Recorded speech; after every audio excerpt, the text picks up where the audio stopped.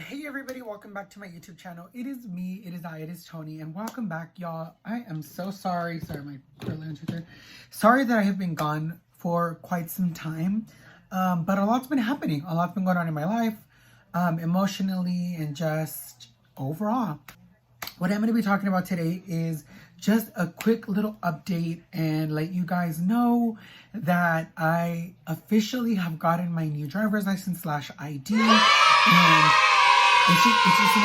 it's like an exciting / pause time in my life, because obviously the world is kind of paused at this moment, but it's an exciting time. So for those of you who don't know, I started to do the paperwork to change my name. I want to say back in November. When I tell you, friends, that it is like the most annoying thing on the planet of the earth to try to get your name changed, it's the most annoying thing on the planet of the earth to get your name changed. I filled out the packet about 3 different times. I don't want to get too detailed into it, but for starters, I went to my doctor. They helped me fill out a packet. I got a letter, all those things like that. I don't want to go, like I said, too into detail, because I think that every state is different. There's many videos out there that are very detailed. I will link some of the ones that I use down below, but I'm going to talk about my experience. So, like I said, I filled out the packet, got my letter from my doctor. They have a trans unit, so they help you fill out paperwork and stuff like that.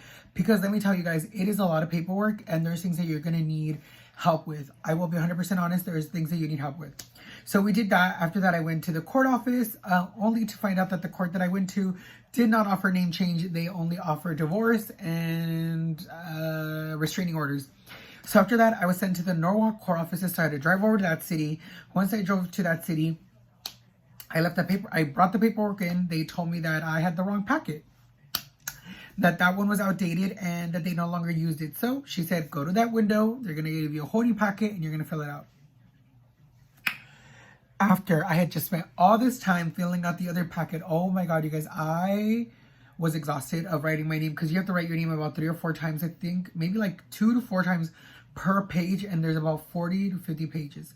You have to fill out your name, the new name you want, the address that you live at, like just so much information. So I did that, and after I did that, I took the paperwork back. Little did I know, I didn't fill out the gender change paperwork, so I had to go fill that out. Once I filled that out, she told me that I would get a letter in the mail. You would get a letter in the mail, which is your decree. I didn't get a decree. I ended up getting a letter of rejection because I did not put my name on one thing. I'm telling you guys, you have to put your name on everything. So I went in, spoke with the I don't know who it is, but it's like not the judge, but whoever like the judge talks to. So I spoke to them. They fixed the paperwork for me. They told me that I'd get everything in about a week. And yeah, about a week or 2 later, I got it in the mail. From there, I went and got a new social security number because I had the letter. From that social security number, I was able to go to the DMV. Now, the DMV was the hardest one. In the sense, like, people, I don't want to say they were rude, but they were not the friendliest. And I understand totally. You work at the DMV.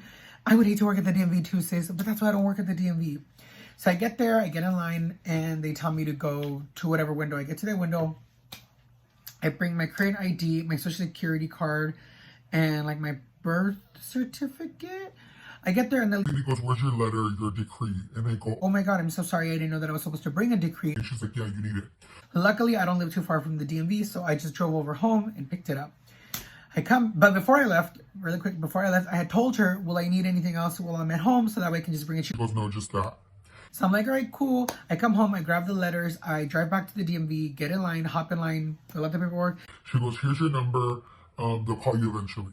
So, I had done my makeup. I had a spray tan that day. Did the whole shebang, I was like spray tan, hair to the gods, everything. Because I just knew how important of a moment this was for me, that I was like, I have to look snatch.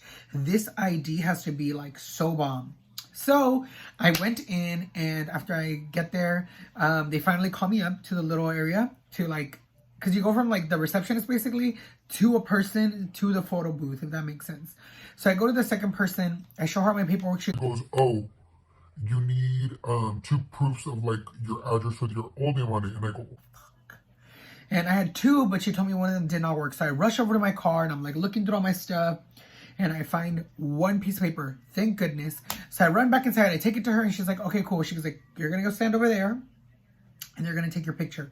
So I get there and I'm like, all right, girl, like this is the moment that you've been waiting for. This is the moment you've been working out for. And I remember that every time I would be at the gym, I would look in the mirror and I'd say, bitch, make sure you know your face, because this photo has to be the end of all photos. Like this photo needs to be the photo that you've always wanted, because you have had not some cute photos before.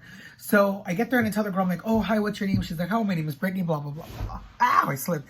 So she puts me, she's like, you're going to stand there. Sorry if you could hear the thunder. It's literally raining and stuff outside. So the lady goes, you're going to stand right there. So I'm standing on the thing and I'm like, all right, girl. I'm like, sis, tell me if you see a double chin, because like I'm trying to look as snatched as I can. She goes, and I was like, okay, cool. So I'm like, right? So I was like, damn, girl, like she didn't even give me the opportunity to make sure that I was ready. So I walk over, she's like, here, do you want to like change it? And I look over at like the counter and I'm like, that's you, bitch.